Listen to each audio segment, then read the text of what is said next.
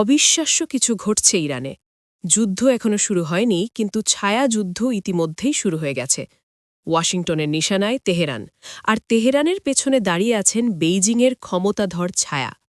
মার্কিন রণতরী, যুদ্ধবিমান আর প্রায় ৪,০০০ সৈন্য এখন মধ্যপ্রাচ্যে প্রস্তুত। সবুজ সংকেত পেলেই হামলা, এমন বার্তা ঘুরছে কূটনৈতিক মহলে। এই উত্তেজনার মধ্যেই ইরানের সর্বোচ্চ ধর্মীয় নেতা আয়াতুল্লাহ আলী খামেনির কৌশলগত ছকের পেছনে সক্রিয় সমর্থন দিচ্ছেন চীনা প্রেসিডেন্ট শি জিনপিং।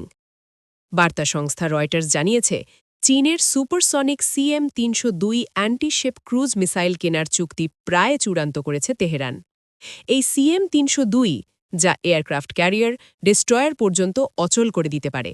প্রায় 290 কিলোমিটার পাল্লা, উচ্চ ও নিম্ন উড্ডয়ন, অ্যান্টি মিসাইল প্রতিরোধ এড়িয়ে সরাসরি আঘাত। জাহাজ, বিমান, এমনকি মোবাইল গ্রাউন্ড লঞ্চার সবখান থেকেই ছোড়া সম্ভব। স্থল লক্ষ্যবস্তুতেও ধ্বংসাত্মক। নিরাপত্তা সূত্র বলছে, গত গ্রীষ্মে চুক্তি চূড়ান্তের দ্বারপ্রান্তে পৌঁছালে ইরানের উপপ্রতিরক্ষামন্ত্রী সহ শীর্ষ সামরিক কর্মকর্তারা চীন সফর করেন।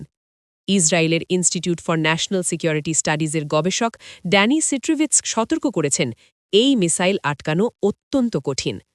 তবুও প্রশ্ন রয়ে গেছে, কতগুলি মিসাইল, কত অর্থে?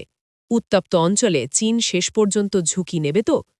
ইরান বলছে, মিত্রদের সাথে সামরিক চুক্তি কাজে লাগানোর সময় এখনই, কিন্তু সরবরাহের তারিখ এখনও অজানা। রাশিয়া, চীন, ইরান ত্রিমুখী নৌমহড়া, হরমুজে শক্তির প্রদর্শন।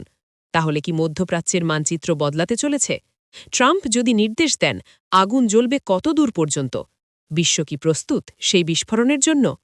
নতুন খবর, নতুন আপডেট। চোখ রাখুন MNE নিউজে।